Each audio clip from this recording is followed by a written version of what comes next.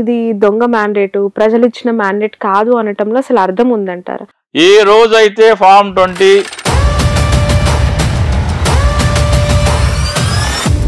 నాయకులు కావచ్చు, అధ్యక్షులు కావచ్చు, దీని మీద కనీసం స్పందించలేని పరిస్థితి. దొరికినట్టు నరకంటారు. ఇకపై వాళ్ళ అవసరం లేకుండానే ముందుకెళ్లే అవకాశం కూడా కనిపించేలా ఉంది. ఇప్పుడు చంద్రబాబు నాయుడు ఏమన్నారు, మీ శాలరీ 5,000 నుంచి 10,000 చేస్తా అన్నాడు. ఇవన్నీ నచ్చకనే జగన్ ని గద్దె దింపారు ఏపీ ప్రజలు అని చెప్పి ప్రజలు గద్దె దింపలేదు. హోంమంత్రి పదే పదే మాట్లాడుతుంది. ఈ స్కీమ్స్ అన్ని ప్రజలకు నచ్చకనే 11 మ్యాండేట్ ఇచ్చారు అని చెప్పి. 11 మ్యాండేట్ కాదు, 110 మ్యాండేట్ అది. ఈ కాలేజెస్ లో నిన్నటికి నిన్న గుడ్లవల్లూరు ఇష్యూ నైట్ అంతా కూడా అక్కడ తీవ్ర స్థాయిలో ఆందోళన. ఇంకా ఏపీ సేఫ్ హ్యాండ్స్ అన్న పవన్ కళ్యాణ్ ఎక్కడ ఉన్నాడు? నమస్తే, welcome to cube TV network. నేను మీ శ్రావణి. ప్రస్తుతం మనతో పాటు స్టూడియోలో ఉన్నారు ప్రముఖ అనలిస్ట్ చింతా రాజశేఖర్ గారు. ఏపీలో జరుగుతున్న పొలిటికల్ ఇష్యూస్ కి సంబంధించి, అలాగే కరెంట్ సినారియోస్ పైన వారితో మరిన్ని వివరాలు అడిగి తెలుసుకుందాం. సార్ నమస్తే. నమస్తే. ఏపీలో 100 రోజుల పరిపాలన కూటమి ప్రభుత్వం పూర్తి చేసుకోబోతోంది. పేద ప్రజలకి లేదంటే అభివృద్ధికి ఒక పర్యాయపదంగా మా ప్రభుత్వం ఉంటుంది అని చెప్పిన సందర్భం. త్వరలో 100 days కంప్లీట్ చేసుకోబోతోంది. ప్రభుత్వం ఏర్పడిన తర్వాత వాళ్ళు తీసుకుంటున్న డెసిషన్స్ కావచ్చు, ఆ పాలసీ ఇంప్లిమెంటేషన్స్ కావచ్చు, ఏ విధంగా ఉన్నాయంటారు? అంటే ఫస్ట్ నెల రోజులు మాత్రం అరాచకం చూపిస్తున్నారు.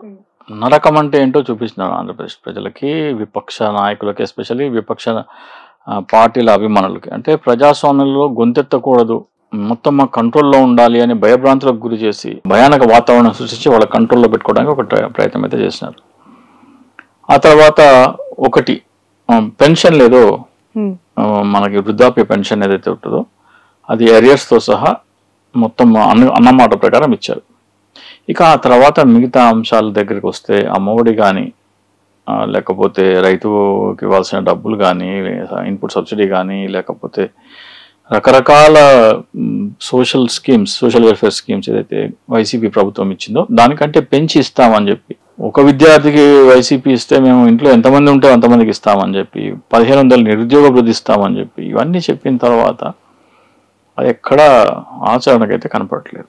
అది కాకుండా మన ప్రభుత్వ పాఠశాలలో భోజనం విషయం కానీ, లేకపోతే ఎన్ఐటీలో విషాహారం తిని వందలాది మంది హాస్పిటల్ అడ్మిట్ అవటం కానీ, నిన్నటికి నిన్న గుడ్లవల్లేరు ఇంజనీరింగ్ కాలేజ్లో జరుగుతున్న ఉదంతం, ఇవన్నీ ఇంకా కంట్రోల్ లేకుండా ఉన్నాయి. సో కొత్త ప్రభుత్వం వచ్చి ఊడవచ్చింది ఏం లేదు, కానీ ఇక్కడ పేనం నుంచి పొయ్యిలో పడ్డట్టుంది ఆంధ్రప్రదేశ్ ప్రజల పరిస్థితి. ఎలా చూడాలంటారు? ఏపీలో ఒకవైపు పాలసీస్, వాటి ఇంప్లిమెంటేషన్ పైన జరగాల్సిన చర్చ, జత్వానీ ఇష్యూ, వైసీపీ పరిపాలనలో జరిగిన అరాచకాలు ఒకవైపు తెర మీద చూపిస్తూ, మరోవైపు ఈ కాలేజెస్ లో నిన్నటికి నిన్న గుడ్లవల్లూరు ఇష్యూ నైట్ అంతా కూడా అక్కడ తీవ్ర స్థాయిలో ఆందోళన, విద్యార్థులు ఏకంగా యువతులంతా కూడా బయటకు వచ్చి స్లోగన్స్ చేస్తూ ఉన్నారు, వి వాంట్ జస్టిస్ అని చెప్పి. అసలు మీకున్న ఇన్ఫర్మేషన్ ఏంటి? ఆ కాలేజ్లో ఏం జరిగింది? దాని వెనక ఒక పెద్ద పొలిటికల్ లీడర్ కూతురు ఉంది, లేదంటే కుమారుడు ఉన్నారు ఆ ఇష్యూలో, అందుకే దాన్ని బయటికి రానివ్వట్లేదు అనే ఒక వార్త కలవర పెడుతోంది. ఎలా చూడాలి దాన్ని? అంటే ఇంకా ఆడపిల్లలు సేఫ్ ఎక్కడ ఉన్నారు? లేడీస్ హాస్టల్లోనే సేఫ్ లేకపోతే ఇంకా పిల్లల్ని చదివించుకోవాలని కూడా తల్లిదండ్రులు ఏం చేయాలి? ఇప్పుడు సిటీలో ఉన్న వాళ్ళకంటే ఇంటి దగ్గర కాలేజ్ ఉంటే వస్తారు, వెళ్తారు. కానీ అందరికీ ఆ వెసులుబాటు ఉండదు కదా. పల్లెటూరు నుంచి వచ్చి చదువుకోవాలంటే కంపల్సరీ హాస్టల్స్ లో ఉండాలి. హాస్టల్స్ లోనే సహ విద్యార్థిని ఒక వాష్రూమ్ లో పై కెమెరా పెట్టి దాంతో 300 పైగా వీడియోస్ షూట్ చేసి అవి వాళ్ళ మీద చర్యలు తీసుకోమంటే, మీనమేషాలు లెక్కించడం అంటే డెఫినెట్ గా వెనకాల ఎవరో పెద్ద హస్తం ఉంది, వెనకాల ఎవరో పెద్ద చెయ్యే ఉంది. సో వాళ్ళని ఇంకా అరెస్ట్ చేయట్లేదంటే ఏంటి అని అర్థము? అంటే ఇప్పుడు ఏంటి ఆ వీడియోస్ ఏం చేద్దాం అనుకుంటున్నారు? ఆ పిల్లలకి చూపించి బ్లాక్మెయిల్ చేసి, నువ్వు నేను చెప్పింది చేయడానికి ఒప్పుకోకపోతే ఇది రిలీజ్ చేస్తాననే కదా. ఇది అవన్నీ చేసేది ఎందుకు? అవన్నీ గ్యాదర్ చేసేది ఎందుకు? సో అంటే ఆడపిల్లల కాలేజీలోనే సేఫ్టీ లేకపోతే ఇంకా ఏపీ సేఫ్ హ్యాండ్స్ అన్న పవన్ కళ్యాణ్ ఎక్కడ ఉన్నాడు? వీళ్ళందరూ ఏం చేస్తున్నారు? ఇంతవరకు నాకు తెలిసి లోకేష్ తప్ప పెద్ద రియాక్షన్ ఏమి లేదు హోంమంత్రి దగ్గర నుంచి కానీ, లేకపోతే పవన్ కళ్యాణ్ ప్రభుత్వ పెద్దలు కొంతమంది మంత్రులను వెళ్ళి అక్కడ సిచ్యువేషన్ కంట్రోల్ చేయమని చెప్పడం, డైల్యూట్ చేయమంటున్నారు. కానీ డైరెక్ట్ గా యాక్షన్ ఇచ్చి ఎవరైతే ఉన్నారో వాళ్ళని విత్ ఇన్ 24 hours మేము ఆ స్పై కెమెరా ఎవరు ఇన్స్టాల్ చేశారు, దానిలో డేటా ఎవరికి వెళ్తుంది, ఏ ఇన్స్ట్రుమెంట్ అది యాక్సెస్ ఉంది, ఎవరు ఇన్స్టాల్ చేశారు, 24 hours లో మేము బయట పెడతామంటే పెద్ద విషయం ఏం కాదు. ఉంటారు మహా అయితే 400-500 మంది స్టూడెంట్స్ ఉంటారు. ఈ కంప్లైంట్ చేసిన స్టూడెంట్స్ ఎవరు అందులో ఉండరు. ఎవరెవరు కంప్లైంట్ చేయట్లేదు ఎదురు మీ మీదనే కేసు పెడతామంటారంటే ఇప్పుడు విషయం ఏంటంటే ఎవరైతే మాకు కేసు కావాలి అంటే మీ మీదనే ఎదురు కేసు పెడతామంటున్నారంట. సో పవన్ కళ్యాణ్ గారు సుగాలి ప్రీతి అంశంలో అసలు కన్నీరు మున్నీరు అయిపోయిన పవన్ కళ్యాణ్ గారు, ఆయనకు మరి చీమ గుట్టినట్టు కూడా లేదేంటి, ఒక ట్వీట్ లేదు, కనీసం ఆయన వెళ్ళేసేసి అక్కడ కూర్చుని నాకు ఐ వాంట్ జస్టిస్ అని అక్కడ కూర్చోవాలి కదా. డిప్యూటీ సీఎం వెళ్ళగలుగుతారా? ఎందుకు డిప్యూటీ సీఎం అంటే నేను అసలు ఆంధ్రప్రదేశ్ లో నేను అంటే అధికారంలోకి వచ్చిన తర్వాత ఒక పవన్ కళ్యాణ్ అభిమానులు ఉన్నారు. ఆంధ్రప్రదేశ్ లో గాలి పీల్చుకుంటే అదృష్టం అంట. జూన్ 4వ తారీఖున ఆయన నాకు చేసిన వాట్సాప్ మెసేజ్, ఆంధ్రప్రదేశ్ లో స్వేచ్ఛా వాయువులు పీల్చుకోవాలంట.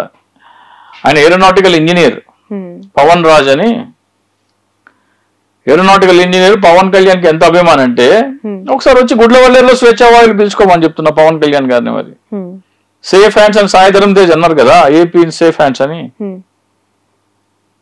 సేఫ్ ఇటువంటి ఎంత జాగ్రత్తలు చేసినా ఎన్ని చేసినా ప్రివెంట్ అయితే చేయలేము. కానీ సంఘటన జరిగిన తర్వాత మీ రియాక్షన్ ఇన్స్టంట్ గా ఉండాలి. సాయిధరం తేజ్ గారు అన్నట్టు ఏపీ స్టేట్ సేఫ్ హ్యాండ్స్ లో లేదంటారు. ఎందుకంటే ట్విట్టర్ లో ఎక్స్ వేదికగా చాలా మంది దాన్ని ట్యాగ్ చేస్తున్నారు, AP is not in safe hands అని చెప్పి అతనికే మళ్ళీ కౌంటర్ పోస్టులు పెడుతూ ఉన్న పరిస్థితి. ఇప్పుడు ఆయన రియాక్షన్ ఉండాలి కదా. ఇప్పుడు మొన్న ఒక బ్లాస్ట్ ఏదో జరిగింది, బ్లాస్ట్ జరిగితే ఏమన్నారు పవన్ కళ్యాణ్ గారు, గతంలో ఎల్జీ పాలియం అసలు జరిగితే సేఫ్టీ ఆడిట్ ఉండాలన్నారు. ఇప్పుడు సేఫ్టీ ఆడిట్ ఉంటే పరిశ్రమలు పోతాయి, ఉద్యోగాలు పోతాయి అంటున్నాడు. అంటే ఎలా పల్టీ కొడతారు, దానికి ఒక లిమిట్ అంటూ లేదు. పవన్ కళ్యాణ్ ఎంతటి అవకాశవాదం అంటే నేను గత దశాబ్దాల కాలంగా ఆయన చేసే ప్రతి ఒక్క స్టేట్మెంట్ కి అవసరం వస్తే ఇట్లా టోటల్ రివర్స్ అయిపోతాడు. ఆయన ఎల్జీ పాలిమర్స్ లో ఒకటి, ఈ రోజున ఒకటి కాదు, ఈ రోజున కూడా సేఫ్టీ ఆడిట్ జరగాలని అన్నాడు. మరి ఆ రోజున పరిశ్రమలు పోతాయని ఎందుకు అర్థం కాలేదు. సో పవన్ చెత్త పన్ను విషయం కానీ ఏ విషయం అయినా సరే పవన్ కళ్యాణ్ పల్టీ కొడుతున్నాడు. సో పవర్ స్టార్ కాస్త పల్టీ స్టార్ అయిపోయాడు. ఇప్పుడు ఒక్కొక్క మాట మీద ఒక్కొక్క పల్టీ కొడతా ఉన్నారు. ఇంతవరకు నాకు రాత్రి 2 గంటలకు వచ్చింది, చూసాను. నేను చూసి నేను కొంతమంది ఫార్వర్డ్ చేయాల్సిన ఫార్వర్డ్ చేశాను. మరి పవన్ కళ్యాణ్ కూడా వెళ్ళి ఉంటది కదా, పొద్దున్న 7ంటికో 8ంటికో. ఆయన కూడా 2 మంత్రులు ఉన్నారు కదా, నాదెండ్ల మనోహర్, కందుల దుర్గేష్. వెళ్ళి అక్కడ ఏంటి పరిస్థితి కనుక్కోమని చెప్పొచ్చు కదా. కూటమి ప్రభుత్వంలో కొంత భాగస్వామ్యం అయినా కూడా ఎక్కువగా ముఖ్యమంత్రి గారికి, ఆయన మంత్రివర్గంలో ఉన్న ఇతరత్ర మినిస్టర్స్ కి ఎక్కువగా దీని మీద ఉండాల్సిన అవసరం ఉంటుంది కదా. అంటే ఆంధ్రప్రదేశ్ లో పరిపాలన అంటే ఏంటో నేను చూపిస్తాను, మా కూటమి ప్రభుత్వం అంటే ఏంటో చూపిస్తాను, శాంతి భద్రతలు అంటే ఏంటో చూపిస్తాను. ఇవన్నీ ఎన్నికలలో ఏమేమి మాట్లాడారు ఒకసారి స్పీచ్లు తీసి చూడండి. అంటే పవన్ కళ్యాణ్ నేనైతే ఈ మ్యాండేట్ పబ్లిక్ ఇచ్చిన మ్యాండేట్ నేనైతే ఒప్పుకోవట్లేదు, ఆ తర్వాత మనం చూద్దాం. కానీ ఈ మ్యాండేట్ వీళ్ళందరూ దొంగ మ్యాండేట్ మీద ఉన్నారు, వీళ్ళందరూ జనాలు ఇచ్చిన మ్యాండేట్లు అయితే లేరు. సరే ఎలక్షన్స్ అయిపోయాయి, 100 రోజుల పరిపాలన కూడా కంప్లీట్ చేసుకుంటుంది. ఇప్పుడు ఇది దొంగ మ్యాండేట్, ప్రజలు ఇచ్చిన మ్యాండేట్ కాదు అనటంలో అసలు అర్థం ఉందంటారు. మోర్ ఓవర్ మీలాంటి వాళ్ళు బయటికి వచ్చి లేదంటే ఎమ్మెల్యే స్థాయి వ్యక్తులు రీకౌంటింగ్ చేయాలని, లెక్కించాలని ఇలా రకరకాలుగా కమెంట్స్ చేస్తున్నారు కదా. ఎలక్షన్ అయిపోయిన మరో క్షణం నుంచి ఆ పార్టీ నాయకులు కావచ్చు, అధ్యక్షులు కావచ్చు, దీని మీద కనీసం స్పందించలేని పరిస్థితి. ఇక్కడ ఎన్నికల ఫలితాలు వస్తే అవి అన్ని అబ్జార్బ్ చేసుకోలేని షాక్. అది ఎవరికైనా జగన్మోహన్ రెడ్డి గారు యాక్సెప్ట్ చేసినట్టే కదా, అబ్జార్బ్ చేసుకోలేని షాక్. అంత షాక్ వచ్చినాయి రిజల్ట్స్. షాక్ రిజల్ట్ నుంచి కోలుకోవడానికి 1-2-3 డేస్ పడుతుంది. 2-3 డేస్ పట్టే లోపలే దొరికినట్టు నరకంటారా, దొరికినట్టు కొట్టంటారా అని ఒక 20 రోజుల పాటు అది సరిపోయింది. దమనకాండ సాగింది ఆంధ్రప్రదేశ్ లో. సో అంటే మీరు వచ్చి 7 ఇప్పుడు ఎన్నికల కమిషన్ కూడా చెప్తాను, ఎన్నికల కమిషన్ 7 రోజుల లోపల మాత్రమే మీరు వీవీప్యాట్ వెరిఫికేషన్ కోసం అప్లై చేసుకోమని చెప్పారు. అయినప్పటికీ నేను ఫలితాలు వచ్చిన 6 రోజులకి జూన్ 10వ తారీఖు నాడు జగన్మోహన్ రెడ్డి గారిని కలవడానికి వెళ్ళాను. అప్పుడు ఆయన కలిసినప్పుడు సజ్జల రామకృష్ణారెడ్డి గారికి స్పష్టంగా చెప్పడం జరిగింది, కొత్తగా ఒక చట్టం వచ్చింది, సుప్రీంకోర్టు ఇచ్చిన ఆర్డర్స్ ప్రకారం వీవీప్యాట్ల వెరిఫికేషన్ ఒకటి ఉంది, మనకి దాని అవుట్కమ్ మనకి వస్తుందా రాదా అనేది పక్కన పెట్టేసేస్తే 164 ఎమ్మెల్యేలు అలాగే 21 మంది ఎంపీల చేత ఈ వీవీప్యాట్ వెరిఫికేషన్ కోసం అప్లై చేయించమని చెప్పడం జరిగింది. ఆయన అక్కడ సాయిరామ ఉన్నారు, మన ఏజీ గారు, ఆయన్ని మళ్ళీ ప్రశాంత్ భూషణ్ గారితో మాట్లాడమని, మరి ఏమైందో ఏమో నాకైతే తెలియదు కానీ అప్లై చేయలేదు. చేసిన తర్వాత ఈ రోజున బాలినేని గారు ఏమి చెప్తున్నారు, ఎన్నికల కమిషన్ ఏం చెప్తుందంటే, ఎన్నికల రోజున మేము అక్కడ ఎన్నికలలో వాడిన ఈవీఎంలు ఆ రోజు వీవీప్యాట్ బాక్స్ లో పడ్డ వీవీప్యాట్ స్లిప్స్ ని మేము వెరిఫై చేయము, కొత్తగా మళ్ళీ మేము మీరు ఎక్కడైతే మిషన్ అభ్యంతరం ఉందో ఆ మిషన్ ని తీసుకొచ్చి అదే వీవీప్యాట్ బాక్స్ తీసుకొచ్చి మళ్ళీ ఒక మాక్ పోలింగ్ చేసి మీరు అనుకున్న గుర్తుకి దీనికి మ్యాచ్ అవుతుందా లేదా చూస్తామని చెప్పారు. అక్కడ దాంట్లో మళ్ళీ ఏంటి, రాజకీయ పార్టీలు గుర్తు లేవు, వైసీపీ గుర్తు లేదు, టీడీపీ గుర్తు లేదు, వైసీపీ గుర్తు లేదు, జనసేన గుర్తు లేదు, టీడీపీ గుర్తు లేదు, ఏమి ఉండవు. అంటే పోలింగ్ లో పాల్గొనని గుర్తులు మాత్రం అక్కడ ఉంటాయి, వాటితో మాక్ పోలింగ్ చేసి టాలీ చేయమంటారు. కనీసం వీళ్ళు ఈ ఎన్నికల్లో వాడిన గుర్తులు కూడా వాడట్లేదు. అసలు ఈ ఏడిఆర్ అనే సంస్థ ఎప్పుడైతే కోర్టులో ఇది వేసిందో మీకు ఎన్నికలలో వీవీప్యాట్స్ వెరిఫై చేయాలని, సుప్రీంకోర్టు పిలిపించింది వాళ్ళని. జస్టిస్ సంజీవ్ ఖన్నా, జస్టిస్ దీపాంకర్ దత్ గారి బెంచ్ ఏం చేసిందంటే, ఎన్నికల కమిషన్ వాళ్ళని రమ్మంటే ఎన్నికల కమిషన్ అడిగారు, ఇట్లా మరి ఏడిఆర్ అనే సంస్థ మొత్తం వీవీప్యాట్లు లెక్కించాలని కోరుతున్నారు అంటే, ఎన్నికల కమిషన్ తరఫున వాళ్ళు చెప్పింది ఏంటంటే, వీవీప్యాట్లు లెక్కించడం సాధ్యం కాదు, చాలా సమయం పడుతుంది అన్నారు. అది ఎంతటి స్టూపిడ్ క్వశ్చన్ ఆన్సర్ చూడండి. మనం కరెన్సీ నోట్ లెక్క పెడతాం, కరెన్సీ నోట్ లెక్క పెడితే 100 బండలు లెక్క పెట్టడానికి 1 మినిట్ పడుతుంది, గంటలో 60 బండల్స్ లెక్క పెట్టచ్చు. అంటే 6,000 కరెన్సీ నోటు మీరు గంటకి లెక్క పెట్టచ్చు. సో గంట మొత్తం లెక్క పెట్టడం కష్టం అవుతుంది కాబట్టి పావు గంటకు ఒక 5 నిమిషాలు రెస్ట్ తీసుకున్నా కానీ గంటలో 4,800 ఒక మనిషి లెక్క పెట్టాడు. 10 మంది కూర్చుంటే 45,000, 45,000 ఇంటూ 4 వేసుకుంటే 1,80,000 కంటే ఎక్కువ పోలేం కాలేదు మనకి ఇక్కడ. 4 గంటల్లో లెక్క పెట్టచ్చు. సో ఎన్నికల కమిషన్ సుప్రీంకోర్టుని కూడా తప్పుదో పట్టించింది. ఇది లెక్క పెట్టడం సాధ్యం కాదనో లేకపోతే లెక్క పెట్టడం చాలా సమయం తీసుకుంటుందో పచ్చి అబద్ధం. అది అయిపోయిన తర్వాత మీరు వీవీప్యాట్లు ఇప్పుడు మాక్ పోలింగ్ చేసి దాంతో కంపేర్ చేస్తామంటున్నారు. అలాగే అంటే మీరు ఫీజు ఒకటి నిర్ధారించమని ఎన్నికల కమిషన్ చెప్తే ఒక్కొక్క పోలింగ్ స్టేషన్ కి 47,200 రూపీస్ మీకు ఫీజు పెట్టారు వెరిఫికేషన్ కి. మీరు ఎన్నికలలో నియోజకవర్గం పోటీ చేయడానికి 25,000 ఎంతో డిపాజిట్ కట్టాలి మీరు. ఒక్కొక్క నియోజకవర్గంలో 200 పోలింగ్ స్టేషన్లు అంటే ఒక్క పోలింగ్ స్టేషన్ కి మీరు వెరిఫికేషన్ కి 47,200 పెట్టారు. అంటే మొత్తం 200కి తీసుకుంటే ₹1,00,00,000 కట్టాలి మీరు. అసెంబ్లీకి, పార్లమెంట్ కి 7 కోట్లు కట్టాలా, ఆ స్థాయిలో ఫీజు పెట్టారు. ఏంటి, ఎవడు అప్లై చేయకూడదు, ఎక్కువ ఫీజు పెడితే ఎవడు అప్లై చేయడు, ఖర్చుతో కూడుకుంది. ఎందుకు లేను ఓడిపోయానులే, ఖర్చు ఎందుకు లేదు, డబ్బులు వేస్ట్ చేయడం లేదు, ₹1,00,00,000 ఎందుకు పోగొట్టుకోవడం అని ఎమ్మెల్యే అభ్యర్థి అనుకుంటాడు, 7 కోట్లు ఎందుకు పోగొట్టుకోవడం. But instead of that party ఒకవేళ దాన్ని సీరియస్ గా తీసుకొని పార్టీ నుంచి అఫీషియల్ గా చేయొచ్చు. పార్టీ అదే చెప్తున్నా కదా, ఇప్పుడు వైసీపీ పరిస్థితి ఏంటంటే వాళ్ళు ఎక్స్పెక్ట్ చేయలేని ఫలితం ఇది. వాళ్ళు ఎక్స్పెక్ట్ చేయలేని ఫలితము. అది మన అక్కడ ప్రశాంత్ భూషణ్తో మా ఏజీ మాట్లాడారా, ఏం చేశారా, ఏం చేశారు, ఆ టైం అయిపోయింది. ఆ టైం అంటే 2 రోజుల లోపల ఈ ప్రొసీజర్ మొదలు పెట్టినప్పటికీ ఇక్కడ రాష్ట్రంలో ఏ ఎమ్మెల్యే మీద ఇప్పుడు ఎవరో 2 ఎమ్మెల్యేల కాళ్ళు తగలబెట్టలేదు, ఎవరో ఇళ్ల మీద రాళ్లు విసరలేదు, ఎవరెవరైనా ఎంతమందిని కార్యకర్తల మీద హత్యలు చేయలేదు. ఇవి చూసుకుంటారా లేకపోతే అది చూసుకుంటారా? ఎన్నికల కమిషన్ లో ఎన్నికలలో మీకు ఏదైనా సరే అవకతవకలు జరిగితే రిప్రజెంటేషన్ ఆఫ్ పీపుల్స్ యాక్ట్ ప్రకారము ఆ అవకతవకల మీద మీరు అభ్యంతరాలు కోర్టుకు వెళ్ళడానికి మీకు ఇచ్చిన సమయం 45 రోజులు. వీవీప్యాట్లకి 7 రోజులు ఇచ్చారు. వీవీప్యాట్లు టాలీ కూడా ఎన్నికల అవకతవకలే కదా, దీనికి 7 రోజులు ఎందుకు ఇచ్చారు అంటే వాళ్ళ షాప్ నుంచి తేరుకొని అప్లై చేసుకునే లోపల 7 రోజులు అయిపోవాలి. సో ఇవన్నీ చూస్తే ఎన్నికల కమిషన్ వీవీప్యాట్లను ఈవీఎంతో టాలీ చేయడానికి ఇష్టం లేదు. ఇది ఫస్ట్. ఇప్పుడు బాలినేని గారు, బెల్లాన చంద్రశేఖర్ గారు, అప్పల్ నర్సయ్య గారు వీళ్ళు అప్లై చేశారు. అప్లై చేస్తే వీళ్ళకి ఏం చెప్పారు, మాక్ పోలింగ్ చేస్తాం, దాంతో కంపేర్ చేస్తామంటే వీళ్ళు బాలినేని గారు ఏం చేశారంటే హైకోర్టుకి వెళ్ళారు. హైకోర్టుకి వెళ్లకుండా ఇది లెక్క పెట్టమని చెప్పింది ఎవరు? Supreme Court. Supreme Court Justice Sanjiv Khanna, Justice Dipankar Datta గారి జడ్జిమెంట్ లో 56 పేజీల జడ్జిమెంట్ లో ఇది ఎలా కౌంట్ చేయాలి, ఏమేం కౌంట్ చేయాలి అని పేజ్ నంబర్ 37లో para number 76 and 76B justice Sanjiv Khanna గారు చెప్పారు.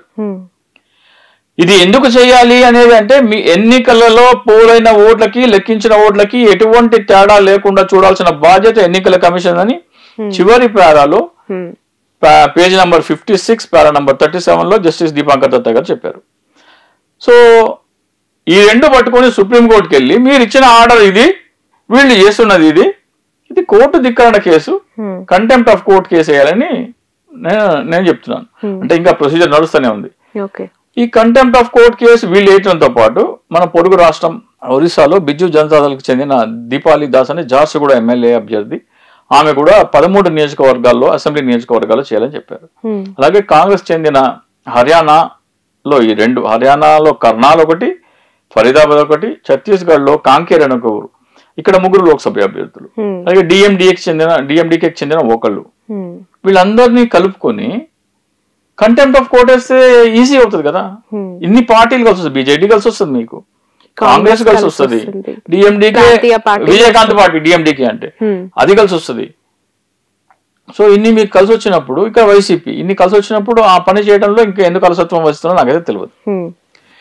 ఇక అప్లై చేయని వాళ్ళ సంగతి ఏంటి? 164 మందిలో 2-3 ఇప్పటి వరకు ఇద్దరు బాలినేని అప్పలర్స గారి ఎమ్మెల్యేలు, 21 మంది ఎంపీలలో కేవలం ఒక బెల్లాన చంద్రశేఖర్, వీళ్ళు మాత్రమే అప్లై చేశారు. మిగతా వాళ్ళ సంగతి ఏంటంటే మిగతా వాళ్ళకు కూడా మీకు అదే జడ్జిమెంట్ లో లాస్ట్ పేరా చెప్తుంటే పోలైన ఓట్లకి లెక్కించిన ఓట్లకి ఏ మాత్రం తేడా లేకుండా చూడాల్సిన బాధ్యత ఎన్నికల కమిషన్ అని ఆ పారాలో తీర్పు ఇవ్వడం జరిగింది. ఓట్ ఫర్ డెమోక్రసీ అనే సంస్థ మనకు పోలైన ఓట్లకి లెక్కించిన ఓట్లకి 49 లక్షల తేడా ఉందని ఒకటి చెప్తుంది నివేదిక. సరే, ఆ నివేదికను పక్కన పెట్టేద్దాం. వీళ్ళు కంటెంప్ట్ ఆఫ్ కోర్ట్ చేయొచ్చు, ఎందుకంటే ఎన్నికల కమిషన్ ఫామ్ 20 అనేది ఈ రోజు వరకు వాళ్ళ వెబ్సైట్ లో పెట్టలేదు.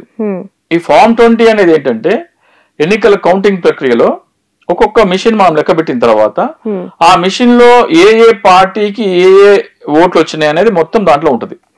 దాన్ని ఫామ్ 17C అంటారు. ఆ ఫామ్ 17Cలో వైసీపీకి ఎన్ని వచ్చినాయి, టీడీపీకి ఎన్ని వచ్చినాయి, ఇండిపెండెంట్కి ఎన్ని వచ్చినాయి, కాంగ్రెస్కి ఎన్ని వచ్చినాయి, నోటాకి ఎన్ని వచ్చినాయి, మొత్తం సీరియల్ నెంబర్ వైజ్ మొత్తం ఫీడ్ చేసుకున్న తర్వాత ఆ 17C అనే డేటా ఒక పోలింగ్ స్టేషన్ కి సంబంధించింది. ఆ నియోజకవర్గంలో ఉన్న అన్ని పోలింగ్ స్టేషన్ల data polling station number wise మొత్తము ఫిల్ చేసే అబ్స్ట్రాక్ట్ పేరే ఫామ్ 20C. ఈ ఫామ్ 20C ఇక్కడ వచ్చిన అందరికంటే ఈ కూటమి ప్రభుత్వానికి ఉరితాడు లాంటిది, మెడ మీద వేయడానికి కత్తి లాంటిది. అది మీరు వెబ్సైట్ లో పెట్టాలి. ఎన్నికల కమిషన్ 10 రోజుల్లో వెబ్సైట్ లో పెట్టాలి. అది ఎందుకు పెట్టట్లేదు అంటే ఇప్పుడు పోలింగ్ రోజున బూత్ ఏజెంట్ ఉంటాడు కదా, అన్ని పార్టీలకు చెందిన బూత్ ఏజెంట్లు, ఇండిపెండెంట్ సంబంధించిన బూత్ ఏజెంట్లు అందరూ ఎవరో ఓటు వస్తున్నారో ఆ పేరు టిక్ చేసుకుంటారు. వాళ్ళ దగ్గర ఓటర్ లిస్ట్ ఉంటుంది, వాళ్ళ పేరు టిక్ చేసుకుంటారు. అట్లా ఎంతమంది ఓటు పోలైనా వాళ్ళ దగ్గర ఒక డేటా ఉంటుంది. ఇప్పుడు ఫర్ ఎగ్జాంపుల్ వెంకటాపురం అనే గ్రామంలో 1000 ఓట్లు ఉన్నాయి. 1000 ఓట్లు ఉంటే పోలైంది 700 ఓట్లే. 700 ఓట్లు ఇప్పుడు ఫామ్ 20 కనుక అప్లోడ్ చేస్తే ఆ వెంకటాపురం అన్న గ్రామంలో పోలైన ఓట్లు 700 అని చెప్పేసి బూత్ ఏజెంట్ దగ్గర డేటా ఉంటే వీళ్ళ దగ్గర 850, 900 పోలైనట్టు వీళ్ళ దగ్గర ఉన్నదనుకోండి, దొరికిపోతారు. అది కాకుండా ఆ వెంకటాపురం అనే గ్రామంలో ఈ పోలైన 700 ఓట్లలో ఎవరెవరు ఏ పార్టీకి ఎన్ని ఓట్లు వస్తాయో అందరికీ చూచాయిగా అంచనా ఉంటుంది. సిటీలు అంటే కష్టం, కానీ పల్లెటూరులో అయితే ఖచ్చితంగా ఒక అంచనా ఉంటుంది. ఈ 700 ఓట్లలో వైసీపీకి 450, 500 రావాలా, టీడీపీకి 200 రావాలా, కాంగ్రెస్ ఒక 30, నోటాకు ఒక 5, ఇండిపెండెంట్ 1-6 వస్తాయి. అది వాళ్ళ అంచనా. కానీ ఈ ఫామ్ 20 అప్లోడ్ చేస్తే ఈ వెంకటాపురం అనే గ్రామంలో వైసీపీకి 5 ఓట్లు వచ్చినాయి, టీడీపీకి 700 ఓట్లు వచ్చినాయని ఉంటది. లేదా వైసీపీకి 5 ఓట్లు వచ్చినాయి, టీడీపీకి 500 ఓట్లు వచ్చినాయి, కాంగ్రెస్ కి 200 ఓట్లు వచ్చినాయి ఉంటది. అప్పుడు ఈ వెంకటాపురం అనే ఊళ్ళలో అందరు ప్రజలు గగ్గోలు పెడతారు, ఇదేంది మేము ఓట్లు వేసింది వైసీపీకి అయితే ఇక్కడ టీడీపీకి కాంగ్రెస్ ఎట్లా పోయినాయని వెంకటాపురంలో ప్రశ్న. అట్లా ఆంధ్రప్రదేశ్ రాష్ట్రం మొత్తం బగ్గుమంటది.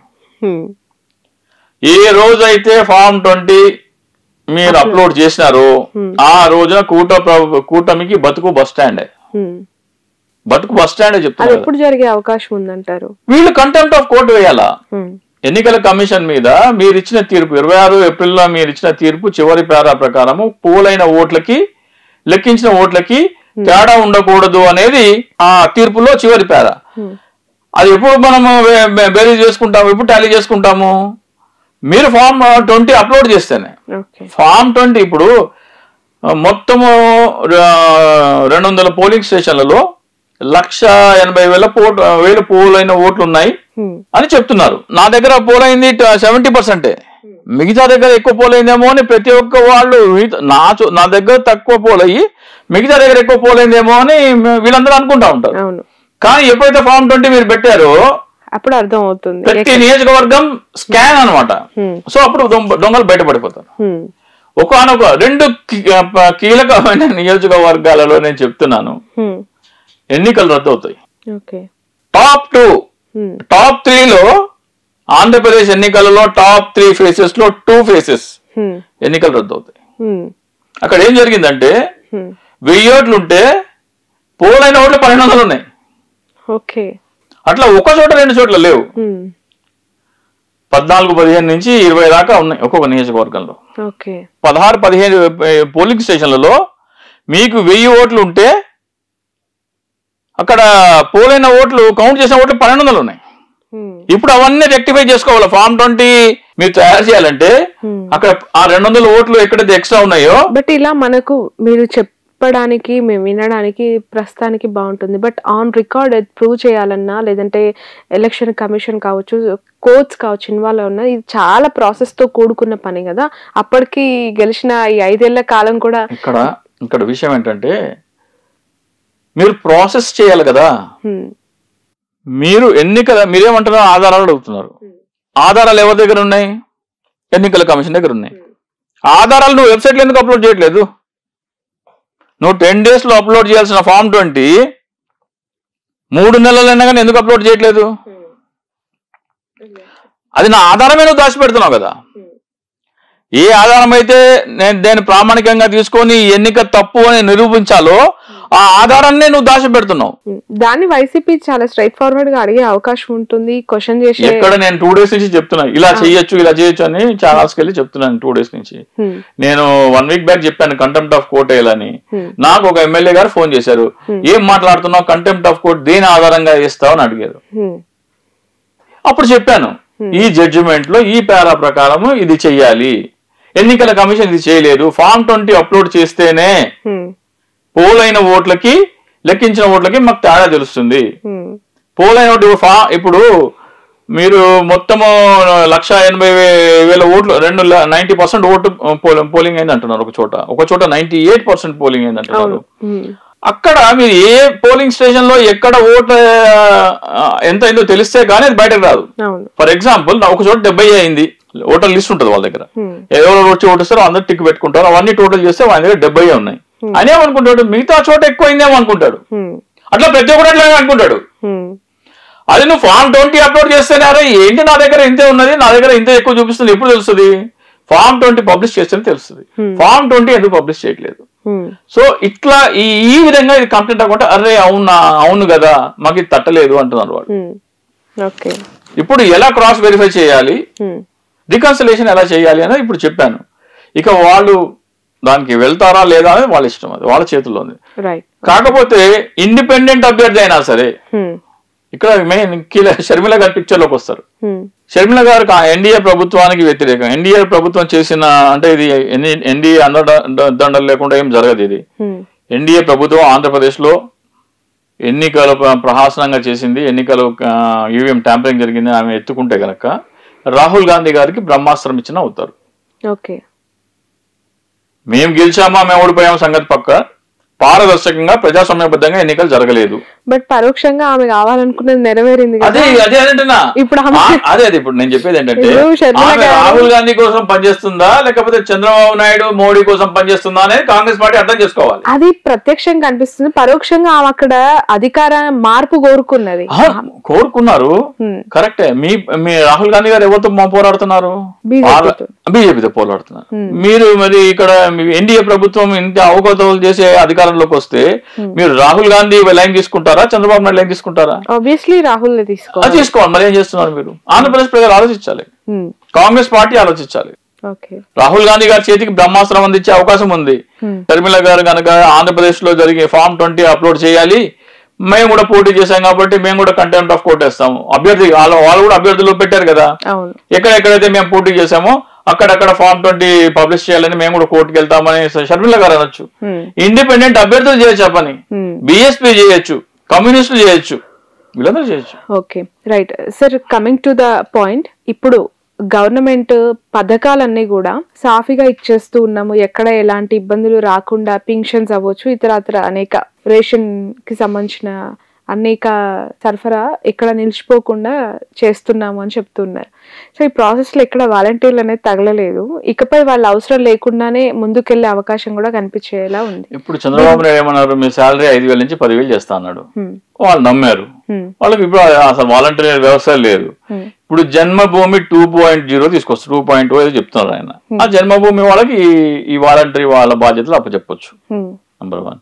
పెన్షన్ కూడా ఇంటికి వచ్చే పెన్షన్ నాకు తెలిసి ఇప్పుడు రావట్లేదు. కొన్ని చోట్ల అయితే వీళ్ళు ఆఫీస్కి వెళ్తున్నారు, కొంతమంది సెక్రటరియట్ సిబ్బంది వచ్చిస్తున్నారు. పెన్షన్లు కూడా దాదాపు 67,000 నుంచి 75,000 వరకు కట్ అయిపోయినాయి 3 నెలల్లోనే. అనర్హులు కటింగ్స్ మొదలైనవి. బాబు గారు ఏమో 4,000 యాజ్ యూజువల్ ఇస్తున్నారు, ఆయన 1,000 పెంచడానికి 5 ఏళ్ల కాలం తీసుకున్నారు కదా జగన్ గారు. మరి అంతకుముందు ప్రీవియస్ టైం చంద్రబాబు నాయుడు గారు 2 నెలల ముందు ఇచ్చారు కదా. జగన్మోహన్ రెడ్డి గారు ఆయన తీసుకున్నారు, కాదని అంటలేదు. ఈయన డైరెక్ట్ గా పెంచేశారు. కానీ దాంట్లో అనర్హులనే ఒక కోత పడుతుంది. మీకు ఇవ్వాల్సిన 10-12 స్కీమ్స్లలో ఒకటి మాత్రం అప్లై చేశారు. ఇప్పుడు అమ్మ ఒడి ఉంది, అమ్మ ఒడి లేదు, రైతు భరోసా లేదు, ఆటో వాళ్ళకి నిన్న ఎవరో ఒక ఆటో డ్రైవర్ పెడుతున్నారు, వాళ్ళకి ఏదో గ్రీన్ ట్యాక్స్ ఏదో ఉంటుందంట, అది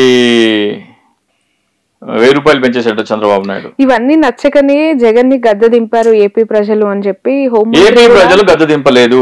హోంమంత్రి పదే మాట్లాడుతుంది, ఈ స్కీమ్స్ అన్ని ప్రజలకు నచ్చకనే 11 మ్యాండేట్ ఇచ్చారు అని చెప్పి. 11 మ్యాండేట్ కాదు, 110 మ్యాండేట్. అది ఆ 0 ఏమో మీరు కొట్టేసేసి ఈవెన్ ద్వారా మీరు వచ్చి చెప్తున్నారు. Form number 20 అప్లోడ్ చేసి మాట్లాడండి. Form number 20 అప్లోడ్ చేస్తే ఏమవుతుంది, ప్రతి పల్లెటూరులో చర్చ మొదలవుతుంది.